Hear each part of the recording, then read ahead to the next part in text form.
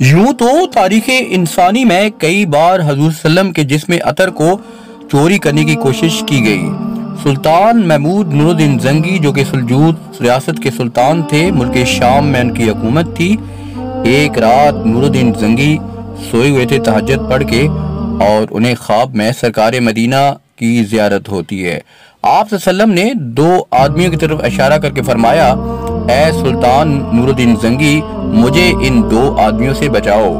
ख्वाब देखने के बाद नूरुद्दीन जंगी बेदार होते हैं और सोचते हैं और परेशान होते हैं। आप वजू करते हैं, दोबारा नमाज पढ़ते हैं और दोबारा लेट जाते हैं। ये वाकया 3 बार होता है। 3 बार आपको ख्वाब में हज़रत सल्लम की ज़ियारत होती है और आप सल्लम उन 2 अशखास की निशानदेही करते हैं।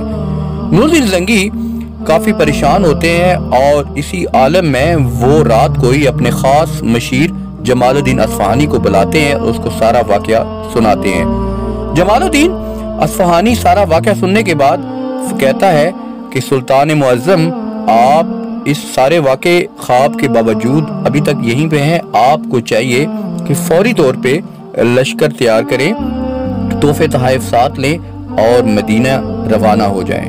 सुल्तान सुबह मदीने के लिए रवाना होते हैं और 16वें दिन शाम को मदीना पहुंच जाते हैं। मदीना अचानक आमद पर गवर्नर भी हैरान होते हैं। आप गवर्नर को सारी बात जो है बताते हैं और एक मंसूबे के तहत जो है मदीना में मनादी करा दी जाती है कि सुल्तान आए हैं और सबसे मिलना चाहते हैं, सबको खाने की दावत भी दी है और सबको तोहफे तोहफ़े भी दिए जाएंगे। सब लोग मस्जिद नबी सल्लल्लाहु अलैहि वसल्लम में इकट्ठे होते हैं। सब लोग इकट्ठे होते हैं और सुल्तान से बारी बारी आके मिलते हैं, अपने अपने तोहफे तोहफ़े लेते हैं और एक एक करके सब चले गए।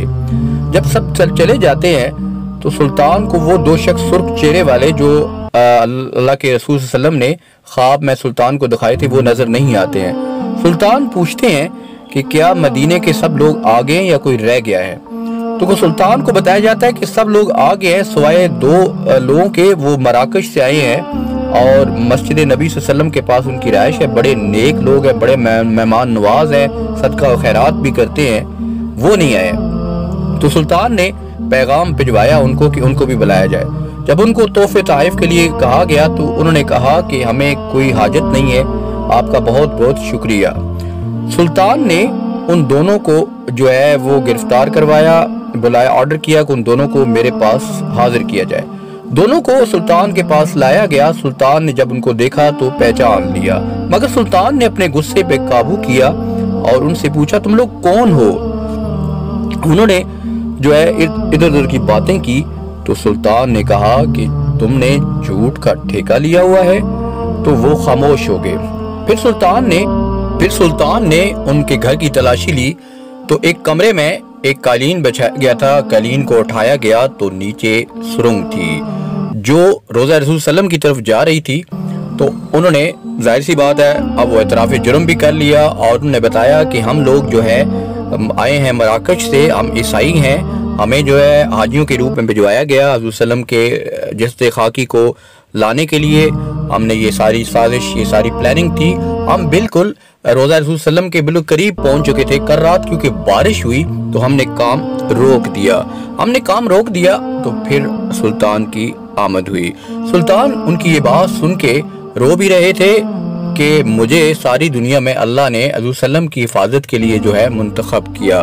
फिर सुल्तान ने उनकी फांसी के ऑर्डर किया और साथ ये भी कहा कि रोज़ा रसूल सल्लम के इर्द गिर्द खंदक खोदी जाए और उसमें शीशा पिघला के डाल दिया जाए ताकि नेक्स्ट कोई भी शख्स इसकी जुर्रत न कर सके। इस ईमान अफरोज वाक़े को ज़रूर शेयर कीजिएगा ताकि किसी न किसी का भला हो जाए। ज़ेर आपको गलती हुई तो माज़रत चाहता हूँ।